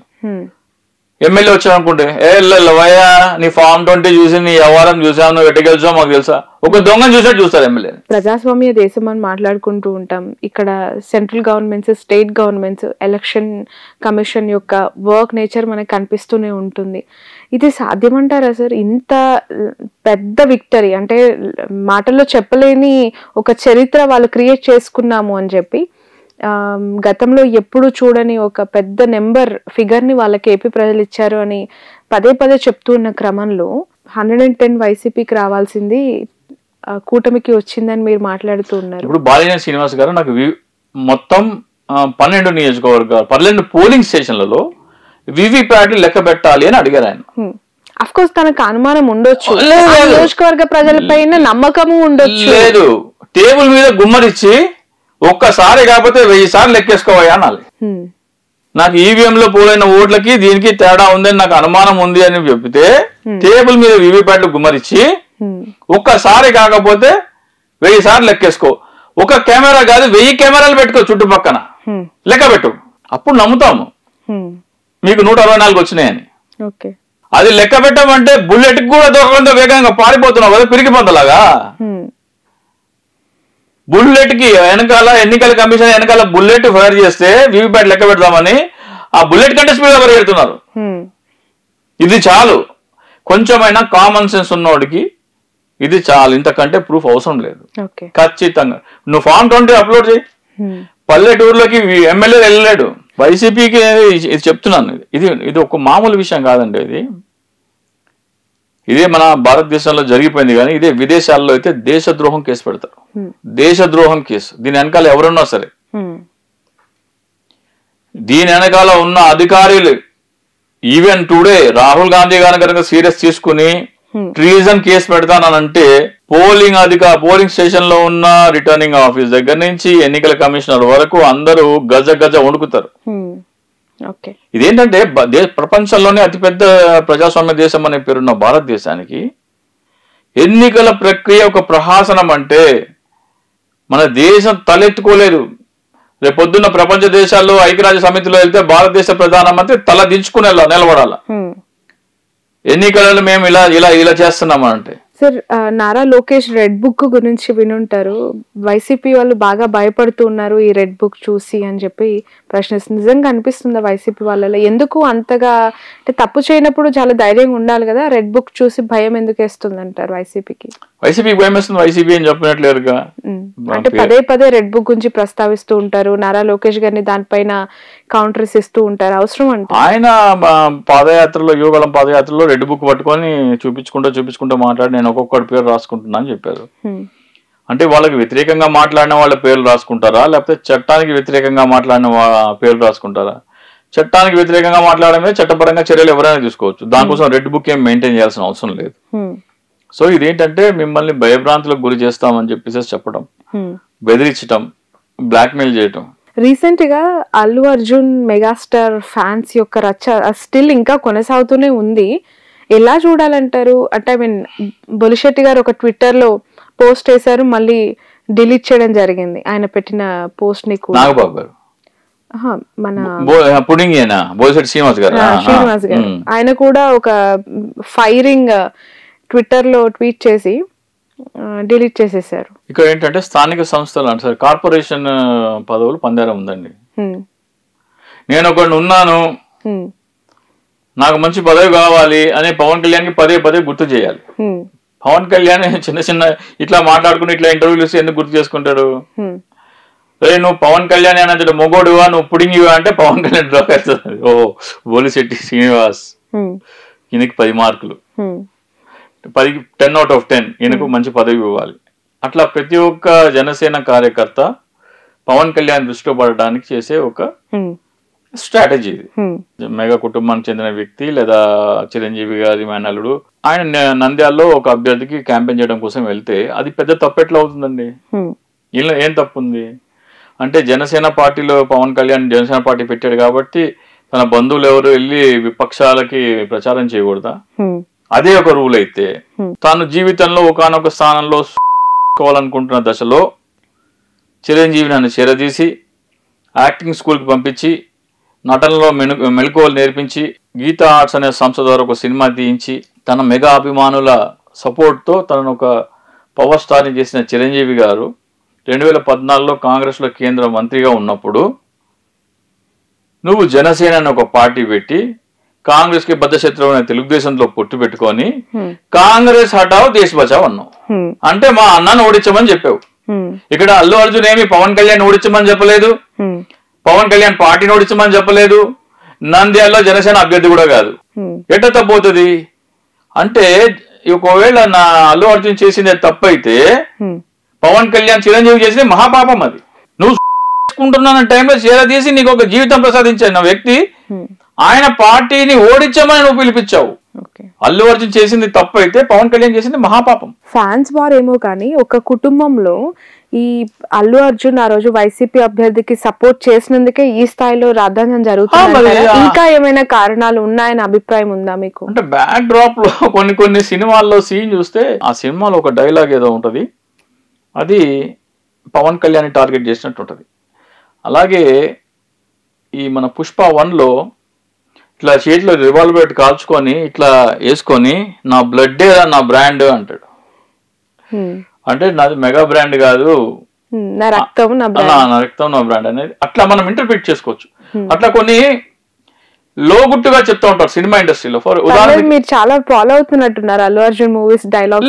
లేదు నేను అంటే సినిమాలు ఎక్కువ చూడను కానీ విజయేంద్ర వర్మ అని ఒక సినిమా వచ్చింది. ఎవరిది? మన బాలకృష్ణది. చిరుతలపై స్వారీ చేస్తున్న విజయేంద్ర వర్మ అని ఉంటది. అంటే చిరంజీవి చిరుతల అంటే చిరుత పులి, చిరుతల అంటే చిరుతల మీద అంటే చిరుత పులుల మీద స్వారీ చేస్తున్నా అని చెప్పినప్పటికీ చిరుతల అంటే చిరంజీవి తల మీద స్వారీ చేస్తున్నా అనే అర్థం కూడా వచ్చేటట్టు పెడతారు. అవి అర్థం కావాలి, జాగ్రత్తగా దాన్ని మనం బైసెక్ట్ చేస్తే గానీ అర్థం కావాలి. అంటే ఇప్పుడు ఎవరైనా తిట్టాలి, ఎవరినైనా ఒక మాట అనాలి అంటే సినిమాలో డైలాగులు పెట్టుకొని అనేస్తే అంతే. మరి ఇప్పుడు అదొక ట్రెండ్ అంటారా? అది వాళ్ళకి రైవాలరీ. అది ఓకే.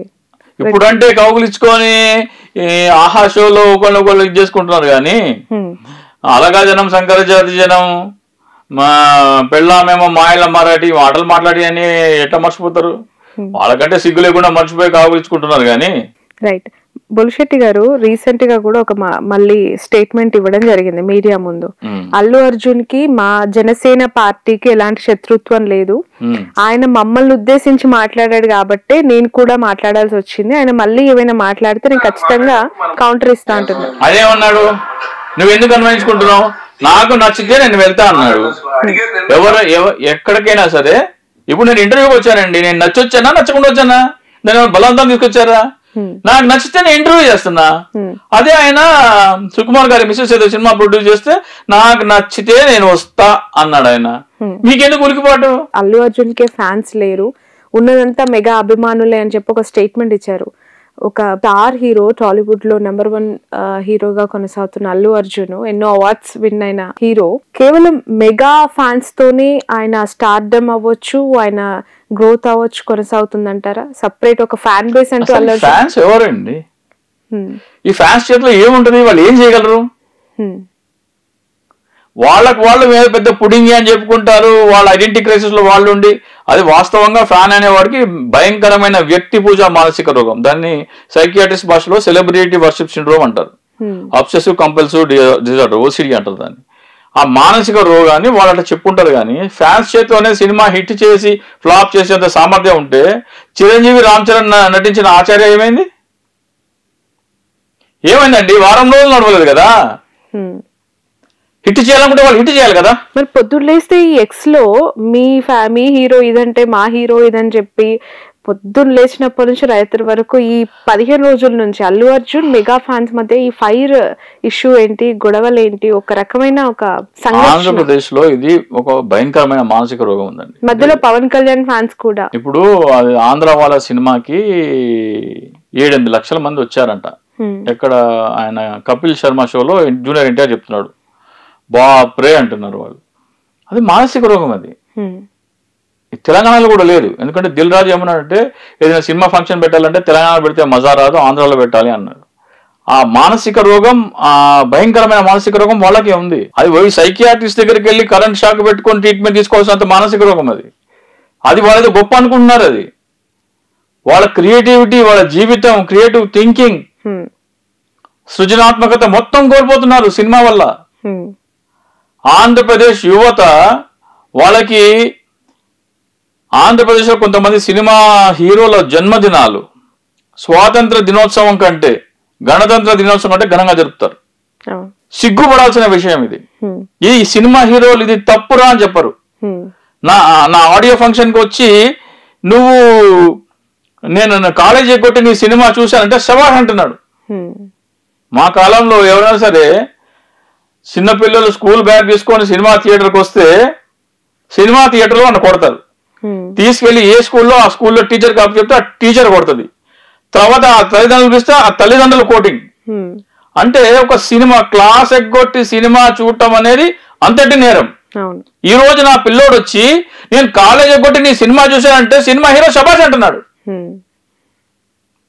అంటే ఈయన చేసే తప్పుకి ఎంకరేజ్మెంట్ ఉంది. ఎలా చూడాలి వ్యక్తి పూజని? ఇది మానుకోవాలి. దయచేసి ఒక 10 మంది సైకియాట్రిస్టుల చేత ఈ సెలబ్రిటీ వర్షిప్ సిండ్రోమ్ అంటే ఏంటి, ఎందుకు ఇంత ఇంత ఇంత భయంకరంగా ఉంది? మీకు తెలుసా, భారతదేశంలో మొత్తము ఉన్న థియేటర్లలో, అంటే ఆ భారతదేశం జనాభాలో మనము 7% కూడా లేము. తెలంగాణ, ఆంధ్రప్రదేశ్ కలిపితే 7% పాపులేషన్ మనం. కానీ భారతదేశంలో ఉన్న థియేటర్లో 30% తెలంగాణ, ఆంధ్రప్రదేశ్లో ఉన్నాయి. అంటే జనాభా దామాషా ప్రకారం 4 రెట్లు ఎక్కువ ఉన్నాయి ఉండాల్సిన దానికంటే. అచ్చా, ఇతర రాష్ట్రాల్లో సినిమాలో సీటింగ్ కెపాసిటీ 300-400 ఉంటే మన దగ్గర 800-1000 ఉంటుంది. సినిమాలు ఎక్కువ ఉన్నాయి, పర్ థియేటర్ సీటింగ్ కెపాసిటీ ఎక్కువ ఉంది. అట్లా అని మన దగ్గర ఏమన్నా సరే ఆక్యుపెన్సీ తక్కువ ఉంది అంటే మన దగ్గర ఆక్యుపెన్సీ కూడా ఎక్కువ ఉంది. అంటే ఇవన్నీ సమప్ చేస్తే ఇతర రాష్ట్రాల్లో ఒక సినిమా చూసి రెండో సినిమా చూసే లోపల ఆంధ్రప్రదేశ్ ప్రజలు 20 సినిమాలు చూస్తున్నారు. అంటే మీ దగ్గర అంత ఖాళీ సమయం ఉంది. అంటే మీరు అంత ప్రొడక్టివ్ టైం చంపేస్తున్నారు మీరు. ఆంధ్రప్రదేశ్ గనక సినిమాలు మానేస్తే జర్మనీ దాటిపోతుంది గ్రోత్ లో. ఓకే, యంగ్స్టర్స్ అందరూ బాగా ఫోకస్ చేసే అవకాశం ఎక్కడండి ఇక్కడ ఈ అల్లు అర్జున్ పవన్ కళ్యాణ్ కూడా వీళ్ళకి ఎందుకండి? ఇప్పుడు సినిమా వచ్చింది, ఫేస్బుక్ లో ప్రతి నా అడ్డమైన వాడు వచ్చి ఈ సినిమా రేటింగ్ 3/5 అంటాడు, 5/5 అంటాడు, ప్రతి ఒక్కడు క్రిటికే. ఇది ఒక కొత్త ఫోన్ ఒకటి లాంచ్ అయింది, మిమ్మల్ని చాలా టార్గెట్ చేస్తారు ఈ సెన్సేషనల్ వర్క్. నేను వాస్తవాలు చెప్తున్నా. వాళ్ళ ఆంధ్రప్రదేశ్, నేను ఆంధ్రప్రదేశ్ ని ప్రేమిస్తానండి. ఆంధ్రప్రదేశ్ లో యువత ప్రొడక్టివ్ టైం కిల్ కాకూడదు, ప్రొడక్టివ్ టైం పోతుంది. ఇప్పుడు ఈ ఫోన్ ఉంది, ఈ ఫోన్ లాంచ్ అయింది, ఈ ఫోన్ లాంచ్ అయింది, దీనికి టెక్నికల్స్ ఎవడు ఎందుకు ఇది పెట్టాడు, రేటింగ్ పెట్టాడు? దీని టెక్నికల్స్ ఏంటి, దీనిలో కెమెరా ఏంటి, దీని స్పీడ్ ఏంటి, ఇదేంటి? ఒక బైక్ లాంచ్ అయింది, ఒక కార్ లాంచ్ అయింది, దాన్ని ఎవరు మాట్లాడేందుకు? పెడతారు, పెట్టే వాళ్ళు ఉన్నారు, కానీ అటువైపు ఫోకస్ లేదు. ఎందుకు అంటే సినిమా వాళ్ళు పెట్టే మంది 1 కోటి మంది అయితే అక్కడ 10 మంది కూడా ఉండరు. అంటే నువ్వు దేని మీద ఫోకస్ పెట్టాలి? ఇస్రో ఎన్ని ప్రాజెక్ట్స్ లాంచ్ చేసింది? ఇస్రో, మన రాష్ట్రంలో ఉన్న ఇస్రో ఎలాన్ మస్క్ పుట్టాలి కదా. నువ్వు సినిమా రివ్యూలు చూస్తున్నావు ఏంటి? నాకు నా రాష్ట్రం నుంచి ఒక శ్రీహరికోటలో మన రాష్ట్రం నుంచి ఒక శాస్త్రవేత్త తయారై ప్రైవేట్ సంస్థ ద్వారా స్పేస్ ఎక్స్ లాగా రాకెట్ లాంచింగ్ చేసేవాళ్ళు, అంత కెపాసిటీ ఉంది మన దగ్గర, అంత టాలెంట్ ఉంది ఆంధ్రప్రదేశ్ లో. ఆ టాలెంట్ అక్కడ యూజ్ చేయాలి కానీ ఈ సినిమా ఏంది? అరే సినిమా కలెక్షన్ అంటాడు, 300 థియేటర్లు, 500 రోజులు లెక్కలు ఉంటాయి వాళ్ళే. ఎందుకు? నీకెందుకు? ముఖేష్ అంబానీ ఎన్ని కోట్ల లాభం చేస్తున్నాడో నువ్వు చూస్తున్నావా? గౌతమ్ అడానీ ఎంత లాభం సంపాదిస్తున్నాడో నువ్వు చూస్తున్నావా? సినిమా వాడు ఎంత సంపాదించుకుంటా నీకెందుకు? వాడి వ్యాపారం వాడిది, నీకెందుకు? ఆడు పుట్టినరోజుల దగ్గర నుంచి ఆడు పుట్టుమచ్చల దాకా, ఆడు కుక్క పిల్లల నుంచి వాడు ఉంపుడు గత్తల దాకా మొత్తం వీళ్ళకి కావాలా. అంత టైం నువ్వు ఎందుకు వేస్ట్ చేస్తున్నావు అక్కడ? మీలో ఈ కోపం అంతా మెగాస్టార్ పవన్ కళ్యాణ్ ఫ్యాన్స్ చూసి లేదు, అల్లు అర్జున్ ఫ్యాన్స్ వాళ్ళ చూసినాక వచ్చిన ముందు నుంచి ఇలానే ఉన్నారు. నేను జనసేన పార్టీలో ఉండగా ఉన్నా కదా, అక్కడ ఫ్యాన్స్ చూసిన లేదు. జనసేన పార్టీలో ఉండగా 2015లో పవన్ కళ్యాణ్ గారికి ట్వీట్ చేసినవి, ఈమెయిల్స్ పంపినవి, లెటర్స్ రాసినవి చూపిస్తా మీకు. ఆంధ్రప్రదేశ్ లో యువత సినిమా పిచ్చిలో మునిగిపోతున్నారు. దేశం కోసం ప్రాణాలు ఇచ్చిన రైతుల కంటే సినిమా వాళ్ళని ఎక్కువగా కీర్తిస్తున్నారు. ఇది ఆంధ్రప్రదేశ్ భవిష్యత్తుకు మంచిది కాదు. జనసేన పార్టీలో ఉండగా 2015లో ట్వీట్ చేశాను నేను. నాకు రాజకీయాల కంటే, రాష్ట్రం కంటే రాజకీయాలు ఎక్కువ కాదు నాకు. నేను ప్రత్యేక హోదా గురించి ఎందుకు ఎక్కువ మాట్లాడతా? ఆంధ్రప్రదేశ్ నాశనం అయింది, నష్టపోయింది కాబట్టి. సో ఇది కూడా ఎందుకు మాట్లాడుతున్నా? చాలా టాలెంట్ ఉంది ఆంధ్రప్రదేశ్ పిల్లల దగ్గర. చాలా మంచి అద్భుతమైన స్పోర్ట్స్ మెన్ తయారవుతారు, అద్భుతమైన ఇంజనీర్స్ తయారవుతారు. ఈ సినిమాలు పక్కన పెడితే జర్మనీ దాటిపోతుందండి. ఒక దశాబ్ద కాలం ఆంధ్రప్రదేశ్ లో సినిమాలు బ్యాన్ చేస్తే, అటువంటి చట్టం ఏదైనా వస్తే దశాబ్ద కాలం దేశం మొత్తం జీడిపి ఒకటి, ఆంధ్రప్రదేశ్ జీడిపి ఒకటి అయిపోతుంది. అంత కెపాసిటీ ఉంది ఆంధ్రప్రదేశ్. బట్ ఇన్ ఫ్యూచర్ ఎక్కడైనా అవకాశం ఉందంటారా పవన్ కళ్యాణ్ అల్లు అర్జున్ గొడవకి ఫుల్ స్టాప్ పడే రోజులు ఏమైనా? ఇప్పుడు 2014లో ఏంటంటే సినారియో, మా అన్నయ్య కంటే నువ్వు గొప్పోడువా అని నాగబాబు ఇదే పవన్ కళ్యాణ్ తిట్టాడు. తెలుగుదేశంతో జాగ్రత్త, చంద్రబాబుతో జాగ్రత్త అని చిరంజీవి అన్నాడు. తమ్ముడేమో కాంగ్రెస్ అడో దేశ బచావ్ అన్నారు. ఇప్పుడేమో ఇద్దరు కౌగులించుకొని కాళ్ళకు దండాలు పెట్టుకుంటున్నారు. పరిస్థితులు బట్టి మారుతూ ఉంటాయి అన్ని. Coming to political issue, YSRCP నుంచి ఈ జంపింగ్ జపాన్స్ ని ఆపే ప్రయత్నం ఎందుకు జరగట్లేదు? నిన్న పోతుల సునీత, అలాగే మన మోపిదేవి వెంకటరమణ అవ్వచ్చు, ఆ నెక్స్ట్ కేటగిరీ బీదా మస్తాన్ అంటారు, ఇంకా చాలా మంది ఎంపీ ఇద్దరు అత్యంత ఆప్తులు, అత్యంత సన్నిహితులు కాబట్టి వాళ్ళిద్దరికి అవకాశం ఇంకా ఉండడానికి. ఇంకా వాళ్ళు కూడా వెళ్తే నాకు తెలిసి ఇంకా ఏంటంటే ఒకేసారి అంటే ఎన్నికలు లేకుండా ఒకేసారి వెళ్ళాలంటే ఇక్కడ పార్టీ దాన్ని యాంటీ డిఫెక్షన్ లో అంటారు. మీరు 2/3 కంటే ఎక్కువ వెళ్ళాలి. 2/3 కంటే ఎక్కువ అంటే 11లో 2/3 అంటే 8 or 9 వెళ్ళాలా. వెళ్ళి ఒకే పార్టీకి వెళ్ళాలా. ఒకే పార్టీకి వెళ్ళాలంటే ఇక్కడ గొడవ ఏంటి వచ్చిందంటే బీజేపీ ఏమో నాకు కొన్ని కావాలంటుంది. ఎందుకంటే దాంట్లో ఆల్రెడీ పరిమళ నత్వాని ఉన్నాడు, నాగబాబు కూడా కావాలి జనసేన ఖాతాలో ఒకటో రెండో జనసేన ఖాతాకు కావాలి. బీజేపీ ఏమో మరి మాకు కావాలంటుంది, టీడీపీ కూడా కావాలి. సో ఒకే పార్టీకి 9 మంది వెళ్తే ఎట్లా కష్టం అవుతుంది కాబట్టి 3 పంచుకోవాలనుకున్నారు కాబట్టి ఇప్పుడు ఏం చేశారు, రాజీనామా చేస్తారు వీళ్ళతో.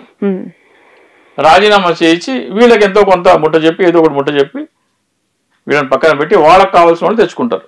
కొన్ని పేర్లు అయితే వినపడతా ఉన్నాయి. లేదు వీళ్ళకే మీరు రాజీనామా చేయండి, మిమ్మల్ని ఎన్నుకుని పంపిస్తాము, మా ఖాతాలో ఉండాలి అని. అక్కడ మొన్న జగన్మోహన్ రెడ్డి గారు ఏం చేశారంటే వక్ఫ్ బోర్డు బిల్కి వ్యతిరేకంగా ఓటేశారు. సో ఎన్డీఏకి వైసీపీ మనకి ఎదురు తిరుగుతుంది అనేది ఒకటి ఉంది. సో ఉన్న 11 ఎంపీలు మన కంట్రోల్లోకి రావాలంటే ఏం చేయాలి? వాళ్ళ చేత రాజీనామా చేయించి రీఎలెక్ట్ చేయించడం కానీ, లేదా ఎన్ బ్లాక్ గా కావాలంటే బీజేపీ మాకు 8 మంది మాకు కావాలి, ఎందుకంటే బీజేపీకి షార్టేజ్ ఉంది కాబట్టి మాకు వస్తే బాగుంటుందని బీజేపీ అనుకుంటుంది. అరే నేను కష్టపడి ఇక్కడ నేను పార్టీని గెలిపించాను, ఈవీఎం ట్యాంపర్ చేసి నాకు కావాలని చంద్రబాబు నాయుడు అనుకుంటారు. అచ్చా పవన్ కళ్యాణ్ కూడా నా అన్నకో నా తమ్ముడికో ఎవరికో వాళ్ళకో పంపించాలనుకుంటారు. బట్ ఈ సిచ్యువేషన్ లో ఇంతమంది వలసలు వెళ్ళిపోతే పార్టీ ఎలా సస్టైన్? ఎందుకు పార్టీ సస్టైన్ కావట్లేదని కదా వీళ్ళు వెళ్ళిపోతున్నారు. ఇంకా పార్టీ ఫ్యూచర్ లేదని వెళ్ళిపోతున్నారు. జగన్మోహన్ రెడ్డి కనుక నేను ఇందాక చెప్పినట్టు 164 మంది ఎమ్మెల్యేలు 21 మంది ఎంపీలు కంటెంప్ట్ ఆఫ్ కోర్ట్ వేయండి, ఫామ్ 20 ఎందుకు అప్లోడ్ చేయట్లేదని లెక్కించిన ఓట్లకి దీనికి కంటెంప్ట్ ఆఫ్ కోర్ట్ వేయమంటే అప్పుడు అదే ఇది ఏమైనా పెద్ద కేసు అయ్యి మళ్ళీ ఎన్నికలు వస్తే వైసీపీ గెలిచే ఆస్కారం. ఒకవేళ కంటెంప్ట్ ఆఫ్ కోర్ట్ వస్తే మళ్ళీ ఎన్నికలు తథ్యమండి, ఇది రాసి పెట్టుకోండి. కంటెంప్ట్ ఆఫ్ కోర్ట్ 164 మంది 21 మంది కలిసి ఇస్తే ఆంధ్రప్రదేశ్ లో ఎన్నికలు తథ్యం. ఎందుకంటే రుజువు అయిపోతుంది ఈ ఎన్నికలు దొంగిలించబడ్డ ఎన్నికలు, రాజ్యాంగ వ్యతిరేకంగా రాజ్యాంగాన్ని కూని చేసిన ఎన్నికల ప్రక్రియ అని రుజువు అయిపోతుంది. ఎన్నికలు తథ్యం. ఎప్పుడైతే జగన్మోహన్ రెడ్డి గారు కంటెంప్ట్ ఆఫ్ కోర్ట్ ఏమైనా ఆదేశాలు ఇస్తారో అప్పుడు ఈ వలసలు ఉండవు. ఇంకా అప్పుడు అందరూ సార్ సార్ అని మళ్ళీ ఎండబడతారు. ఎందుకంటే కంటెంప్ట్ ఆఫ్ కోర్ట్ వస్తే సీన్ మారిపోతుంది. బట్ ఓకే, బట్ ఈ కష్టకాలంలో నాయకుడు తమకి 5 ఏళ్ల పదవీ కాలాన్ని ఇచ్చారు, వాళ్ళకి ఒక పొజిషన్ ని ఇవ్వడం జరిగింది గవర్నమెంట్ లో అనే ఆలోచన ఈ వెళ్తున్న నాయకులకు కావచ్చు, ఏ పార్టీ అయినా సరే ఇర్రెస్పెక్ట్ ఆఫ్ ఎనీ పార్టీ, వైసీపీ అని కాదు టీడీపీ అని కాదు. మొన్న మేయర్, ఏలూరు మేయర్ ఆవిడ టీడీపీ నుంచి వచ్చారు, రాగానే ఇక్కడ మేయర్ అయ్యారు, ఇక్కడ అధికారం పోగానే మళ్ళీ వెళ్ళి టీడీపీలో జాయిన్. దీన్ని ఎలా చూడాలి? ఈ ఎన్నికలు 164 మ్యాండేటే సక్రమం కానప్పుడు డౌట్ ఏమొస్తుందంటే జగన్ గారు లండన్ వెళ్తున్నారు, ట్రిప్ ఉంది సూన్, ఆయన వచ్చే వరకు అసలు వైసీపీలో ఎవరైనా ఉంటారా ఉండరా అనేది కూడా ఒక డౌట్. ఆయన మొత్తం పార్టీ ఇంటాక్ట్ ఉండాలంటే కంటెంప్ట్ ఆఫ్ కోర్ట్ ఏంటో మనం చూద్దాం. అసలు ఈ ఎన్నిక ఏంటి, ఈ కథ ఏంటి, ఫామ్ 20 ఎందుకు అప్లోడ్ చేయట్లేదు, ఏంటి అందరూ ఫామ్ 20 అప్లోడ్ చేయమని సుప్రీంకోర్టుకి వెళ్ళండి అని ఒక ఇచ్చేసేసి ఇస్తే మొత్తం ఆంధ్రప్రదేశ్ దేశం మొత్తం షేక్ అవుతుంది, దేశం మొత్తం షేక్ అవుతుంది. సో వీళ్ళకి ఇక లాయల్టీ విషయం అంటారా? 100 కోట్లకు అమ్ముడు పోయిన వాళ్ళు 1000 కోట్లకు పోతాడు, 1000 కోట్లకు అమ్ముడు పోయిన వాళ్ళు 10,000 కోట్లకు అమ్ముడు పోతాడు, 10,000 కోట్లకు కూడా అమ్ముడుపోయినాడు ప్రాణానికి నెత్తి మీద కత్తి పెట్టి అమ్ముడు పోతాడు అన్నారు. మరి వాళ్ళని ఏం చేసి చేస్తున్నారో లేకపోతే వాళ్ళంతటి వాళ్ళే వెళ్తున్నారో మనకి తెలియదు. కానీ లాయల్టీ కూడా ఒక బ్యారియర్ ఉంటుంది కదా. Not at the cost of my life అంటారు. వాళ్ళకి ఏం పరిస్థితులు మనకైతే తెలియదు. కానీ జగన్మోహన్ రెడ్డి గారు తన అంటే ఇప్పుడు నా క్వశ్చన్ ఏంటంటే లైక్ ఈ మేయర్స్ ఈ అన్ని కార్పొరేషన్స్ లో కావాల్సిన ఆల్మోస్ట్ మ్యాండేట్ వైసీపీకి ఎక్కువగా బలం ఉంది. బట్ ఈ స్థాయిలో ఇప్పుడు వలసలను ఎంకరేజ్ చేస్తున్న టీడీపీకి సంబంధించి చూస్తే వాళ్ళకి అంత 161 మెజారిటీ వచ్చిన తర్వాత కూడా దీన్ని ఎందుకు ఫేక్ మ్యాండేట్ కాబట్టి ఎప్పుడైతే మీ ఫేక్ మ్యాండేట్ ఉన్నారో మీ ఫేక్ మ్యాండేట్ మీరు దాన్ని కన్సాలిడేట్ చేసుకోవాలంటే ఏం చేయాలి? కింద పునాదులు లేకుండా గాల్లో ఉన్న పేక మేడ ఈ 164. సో కింద పునాదులు కట్టాలా అంటే ఏంటి? ఈ కింద ఉన్న వాళ్ళందరినీ తీసుకొచ్చి పార్టీలో చేర్చుకోవాలి. అప్పుడు పునాదులు బలపడతాయి, అప్పుడు ఇది కూలిపోకుండా ఉంటది. రైట్. నిన్న మొన్న మీరు చూసుంటారు జత్వానికి సంబంధించి ముంబై నటిని బాగా వేధించారు అని చెప్పి. అప్పుడు కూడా ఈ మీడియా సంస్థలు ఉన్నాయి, అప్పుడు కూడా ప్రతిపక్షంలో టీడీపీ ఉంది. సడన్ గా తెర మీదకి వచ్చింది వైసీపీ నుంచి దీనిపై పెద్దగా ఎవరు మాట్లాడుతున్న పరిస్థితులు లేదు, అదంతా కూడా ఫేక్ అని చెప్పి కొట్టిపారేస్తూ ఉన్నారు. డెఫినెట్ గా. ఎందుకంటే ఇప్పుడు గోరంట్ల ఉదంతం అప్పుడే విపక్షంలో ఉండడం వచ్చింది, దానికి ఎవరు అడ్డు చెప్పలేదు కదా. అట్లాగే గంట అరగంట కొన్ని ఉదంతాలు ఉన్నాయి, అవి కూడా బయటపడినాయి కదా. మరి అలాంటప్పుడు ఇలాంటి ఆ రోజున జరిగింటే వదులుకుంటారా? తెలుగుదేశం మీడియా ఊరుకోరు కదా, దాన్ని క్యాపిటలైజ్ చేసుకుంటారు కదా. సో ఈ రోజున ఆమె మీద ఎందుకు అనుమానాలు వస్తాయి అంటే ఆమె గతంలో కొంతమంది వ్యాపారవేత్తల పిల్లలతో ప్రేమాన్ని నడిపి వాళ్ళ దగ్గర డబ్బులు వసూలు చేసి ఐఏఎస్ ఐపీఎస్ లో పాత్ర ఉంది ఇందులో, ఒక నాయకుడు దీని వెనక ఉండి నడిపించారు, వేధించారు అని చెప్పి పదే పదే వైసీపీలో ఉన్న కొంతమంది పెద్దల పైన ఎందుకు టార్గెటెడ్ గా స్టోరీస్ నడపడం గానీ ఆరోపణలు చేయడం గానీ జరుగుతుంది? అంటే చెప్తున్నా కదా, ఇప్పుడు అది నిజంగా జరిగిందా లేకపోతే ఆమెను తీసుకొచ్చి అలా చెప్పిస్తున్నారో మనకైతే తెలియదు. డెఫినెట్ గా ఒక నెగటివ్ క్యాంపెయిన్ అయితే వైసీపీ మీద నడుస్తుంది. వైసీపీ మీద నడుస్తుంటే ఇప్పుడు ఏమి చేయని అమ్మాయి వచ్చి ఇలా చేశారు నన్ను వేధించారని చెప్పంటే చెప్పదు. డబ్బు కోసం ఏమైనా చేసే వాళ్ళు ఉండి వచ్చి చేస్తే వాళ్ళు వస్తే చెప్పొచ్చు.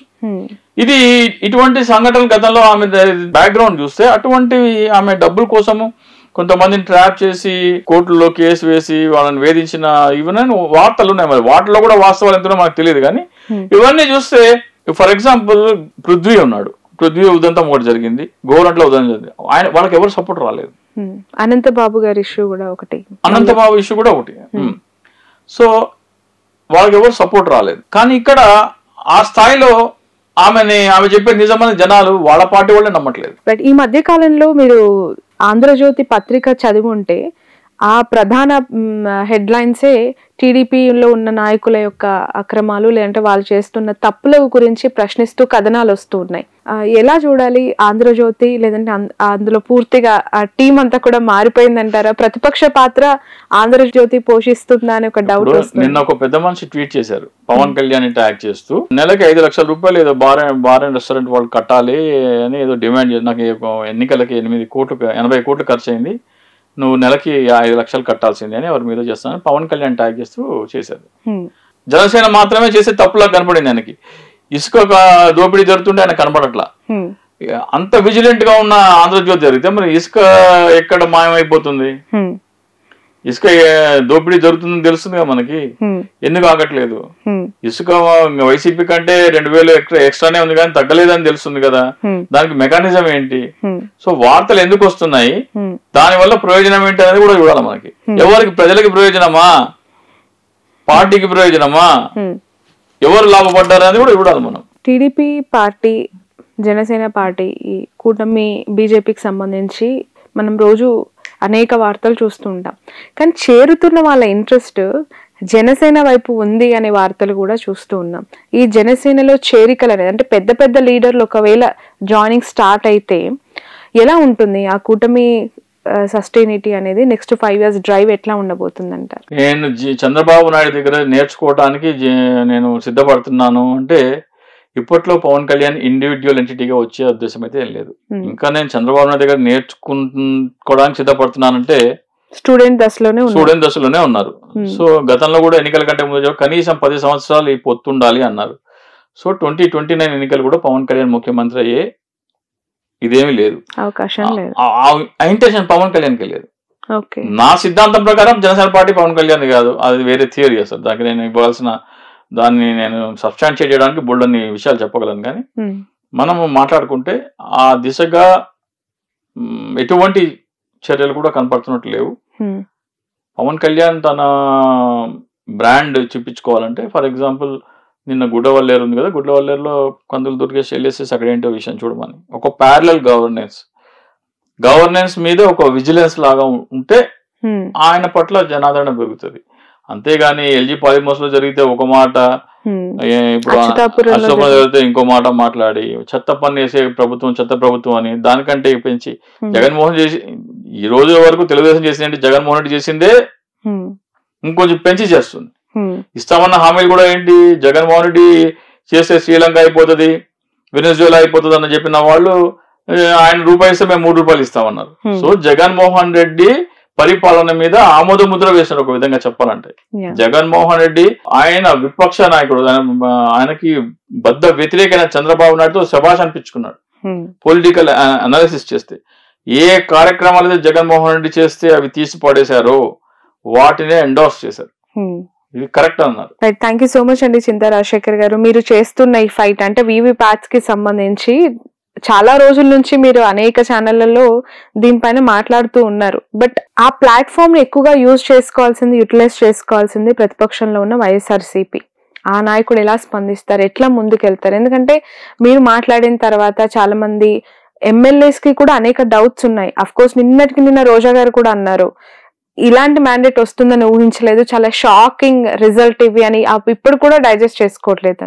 ఇలాంటి వాళ్ళందరూ ఒక్కతాటిపైకి వచ్చి దీనిపైన ఫైట్ చేస్తారా, ఎట్లా ఉండబోతుంది అనేది? అంటే 3 నెలలు చాలా పెద్ద టైం అండి. అవును, ఆఫ్ కోర్స్. ఇంకా మీరు ఆలోచిస్తూ మినమేషాలు లెక్కించుకుంటే ఫస్ట్ ఆఫ్ ఆల్ మీరు ఈ ఓటమిని యాక్సెప్ట్ చేస్తున్నారా, అంగీకరిస్తున్నారా, ఇది ఆమోదిస్తున్నారా? పీపుల్ ఇచ్చిన మ్యాండేట్ 11 మీరు యాక్సెప్ట్ చేస్తున్నారా లేదా? నాకైతే కనబడట్లేదు. నాకైతే 110 కనబడుతుంది. వాళ్ళు 164 యాక్సెప్ట్ చేస్తుంటే వాళ్ళ కర్మ. ఇంకా దానికి మనం ఏం చేయలేదు. మీకు కనిపించట్లేదు అక్కడ గవర్నమెంట్ వాళ్ళు వాళ్ళ పనులలో నిమగ్నం అయిపోయి 100 రోజులు కంప్లీట్ చేసుకుంటుంది. నేను ఒక ఎగ్జామ్ రాశాను, నేను ఫెయిల్ అయ్యాను అన్నారు. ఆ పేపర్ ఏది తీసుకురమ్మంటే తీసుకురాకపోతే అనుమానాలు వస్తాయి. పేపర్ ముందర పెట్టండి, మీ కీ ముందర పెట్టండి, నేను రాసింది అంటే కీతో సరిపోతుందో లేదో అప్పుడు మార్కులు వేయండి, అప్పుడు టోటల్ చేయండి, అప్పుడు నన్ను ఫెయిల్ అని డిక్లేర్ చేయండి అడుగుతున్నాను. ఫామ్ 20 అంటే అదే. ఫామ్ 20 పబ్లిష్ చేయమని వైసీపీ వాళ్ళే అడగకపోతే వాళ్ళు రాసిన పరీక్ష మీద వాళ్ళకే నమ్మకం లేనట్లు. రైట్, ఓకే, థ్యాంక్ యూ అండి, థ్యాంక్ యూ. ఇది చింతా రాజశేఖర్ గారితో special interview. Sun international Vijaya Bheri, bachelor of hotel management లో university first rank, second rank, third rank. BSc food and nutrition లో university first rank, second rank, third rank. BBA లో university second rank, third rank సాధించడం కేవలం sun international విద్యార్థులకే సాధ్యం. Sun international